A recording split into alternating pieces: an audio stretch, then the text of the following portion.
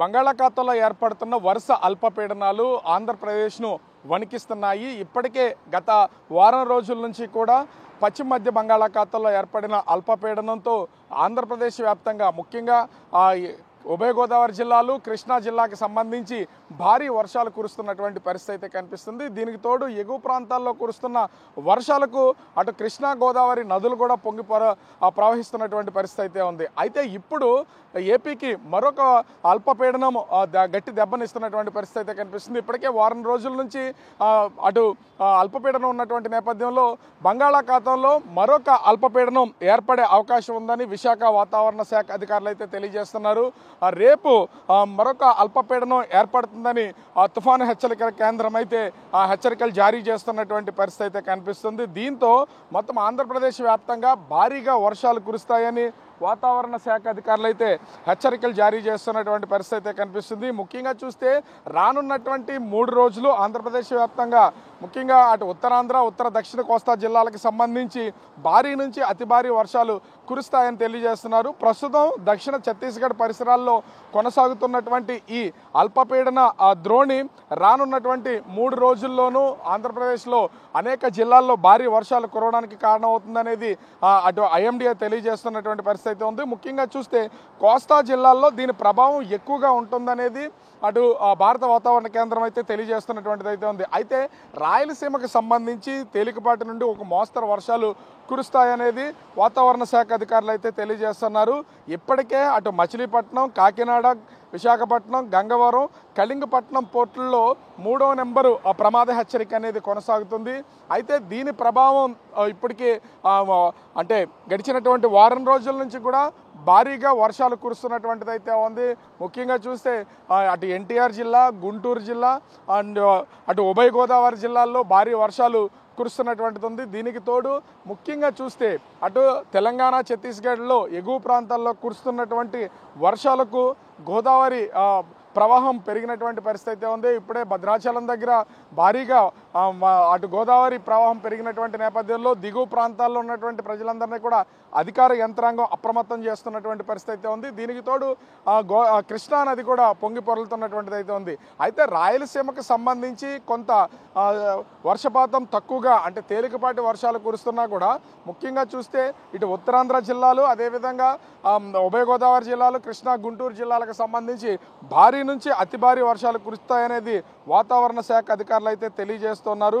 ముఖ్యంగా చూస్తే ఇక్కడ అంటే రానున్నటువంటి 3 రోజులు కూడా శ్రీకాకుళం, విజయనగరం, విశాఖపట్నం, పార్వతీపురం, మన్యం జిల్లా, కాకినాడ అదేవిధంగా ఉభయ గోదావరి జిల్లా అంటే పశ్చిమ గోదావరి జిల్లా, తూర్పు గోదావరి జిల్లా, ఏలూరు జిల్లా, అదేవిధంగా ఎన్టీఆర్ జిల్లా, కృష్ణా జిల్లా, గుంటూరు జిల్లాలకు సంబంధించి భారీ నుంచి అతి భారీ వర్షాలు రానున్న 3 రోజుల్లో కురుస్తాయని విశాఖ వాతావరణ శాఖ అధికారులు అయితే తెలియజేస్తున్నారు. అదేవిధంగా కర్నూలు, కడప, అనంతపురం జిల్లాలో ఓ మోస్తరు నుండి తేలికపాటి వర్షాలు కురుస్తాయనేది తెలుస్తున్నటువంటి పరిస్థితి అయితే ఉంది. అయితే మత్స్యకారులకి ఇప్పటికే గడిచినటువంటి వారం రోజుల నుంచి కూడా మత్స్యకారులు వేటకు వెళ్ళొద్దని హెచ్చరికలు జారీ చేసినటువంటి నేపథ్యంలో జట్టీలకే పరిమితమైనటువంటి పరిస్థితి అయితే ఉంది. దూర ప్రాంతాలు వేటకు వెళ్ళినటువంటి మత్స్యకారులు కూడా వాళ్ళ బోటుల్ని ఇప్పటికే సమీపంలో ఉన్నటువంటి తీర ప్రాంతాలకి తరలించినటువంటి పరిస్థితి అయితే ఉంది. అయితే ఇది మరొక 5 రోజుల పాటు కూడా మరొక అల్పపీడనం ఏర్పడే అవకాశం ఉన్నటువంటి నేపథ్యంలో రేపు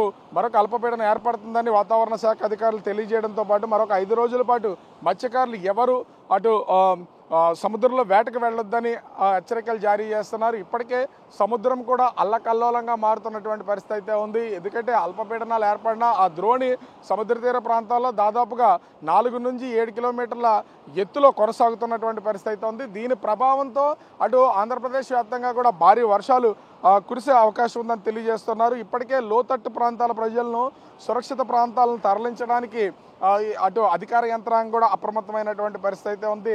తీరం వెంబడి కూడా ఎందుకంటే సముద్ర తీర ప్రాంతాలు అంటే మత్స్యకారులతో పాటుగా సముద్ర తీర ప్రాంతాల్లో ఉన్నటువంటి ప్రజలకు అంటే ఈదురుగాలు దాదాపుగా 40 నుంచి 55 కిలోమీటర్ల వేగంతో వీచే అవకాశం ఉన్నటువంటి నేపథ్యంలో కొంత జాగ్రత్తగా ఉండాలని అధికారులు సూచిస్తున్నటువంటి పరిస్థితి అయితే కనిపిస్తుంది. దీనికి తోడు ముఖ్యంగా చూస్తే ఈ వర్షాలు భారీ వర్షాలు కురుస్తున్నటువంటి నేపథ్యంలో అటు ఆంధ్రప్రదేశ్ అదేవిధంగా ఎగువ ప్రాంతాల్లో కృష్ణా గోదావరి పరివాహక ప్రాంతాల్లో కురుస్తున్నటువంటి వర్షాలకు కూడా నదులకు సంబంధించి ఎక్కువగా వరదలు వస్తున్నటువంటి నేపథ్యం అయితే ఉంది.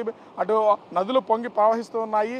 నదులు పొంగి ప్రవహిస్తున్నటువంటి నేపథ్యంలో కింది అంటే లోతట్టు ప్రాంతాలైనటువంటి లంక గ్రామాలను అప్రమత్తం చేస్తున్నారు. గోదావరి పొంగిన కృష్ణా పొంగిన కింద ఉన్నటువంటి ప్రాంతాలు మొత్తం అన్నీ కూడా ముంపుకు గురయ్యే అవకాశం అయితే ఉంటుంది. ముఖ్యంగా గోదావరి అంటే నీటి ప్రవాహం ఎక్కువగా ఉన్నటువంటి నేపథ్యంలో గోదావరి నీటి మట్టం పెరిగితే కింది వరకు అంటే కోనసీమకు సంబంధించినటువంటి అంబేద్కర్ కోనసీమ జిల్లాలో అంటే అనేక ప్రాంతాలు ముంపుకు గురవుతాయి. అదేవిధంగా ముఖ్యంగా కృష్ణా జిల్లా అటు కృష్ణా నది మునిగినటువంటి నేపథ్యంలో కృష్ణా జిల్లాకు సంబంధించి అటు అవనగడ్డ వరకు ఉన్నటువంటి లంక గ్రామాల అనేక ముంపుకు గురయ్యే అవకాశం ఉన్నటువంటి నేపథ్యంలో లోతట్టు ప్రాంతాల ప్రజలందరినీ కూడా అప్రమత్తం చేస్తున్నారు. ఇప్పటికే అటు ఎన్టీఆర్ జిల్లా గుంటూరు జిల్లా సంబంధించి భారీగా వర్షాలు కురుస్తున్నాయి. అటు బాపట్ల జిల్లా అంటే అమరావతి పరిసర ప్రాంతాల్లో ఉన్నటువంటి మొత్తము ప్రాంతం అంతా కూడా భారీగా వర్షాలు కురుస్తున్నటువంటి నేపథ్యంలో ముంపుకు గురవుతుంది. దీంతో అధికార యంత్రాంగం అప్రమత్తమైనటువంటి పరిస్థితి ఉంది. ఇప్పటికే గడిచినటువంటి వారం రోజుల నుంచి కూడా భారీ వర్షాలు కురుస్తున్నటువంటి నేపథ్యంలో ప్రభుత్వ అధికార యంత్రాంగం కొంత అప్రమత్తమైంది.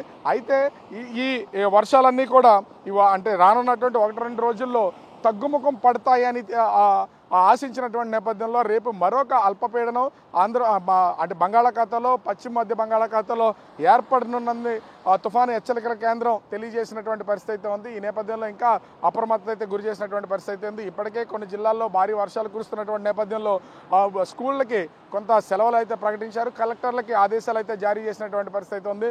మరొక 3 రోజుల పాటు ఈ రేపు ఏర్పడే అల్పపీడన ద్రోణి ప్రభావం ఉన్నటువంటి నేపథ్యంలో మరికొన్ని రోజులు స్కూల్స్కి సెలవులు ఇస్తారనేది మాత్రం వేచి చూడాల్సినటువంటి పరిస్థితి ఉంది. కాకపోతే ఇక్కడ ఖచ్చితంగా కనిపిస్తున్నది ఏంటంటే విశాఖ వాతావరణ శాఖ అధికారులు తెలియజేస్తున్నటువంటి దాని ప్రకారం అటు మత్స్యకారులు వేటకు వెళ్ళొద్దని తెలియజేస్తున్నారు. తీరం వెంబడి 40 నుంచి 55 కిలోమీటర్ల వేగంతో ఈదురుగాలు వీచే అవకాశం ఉన్నటువంటి నేపథ్యంలో కొంత లోతట్టు ప్రాంతాల ప్రజలు కూడా అప్రమత్తంగా ఉండాలని తెలియజేస్తున్నటువంటి పరిస్థితి కనిపిస్తుంది.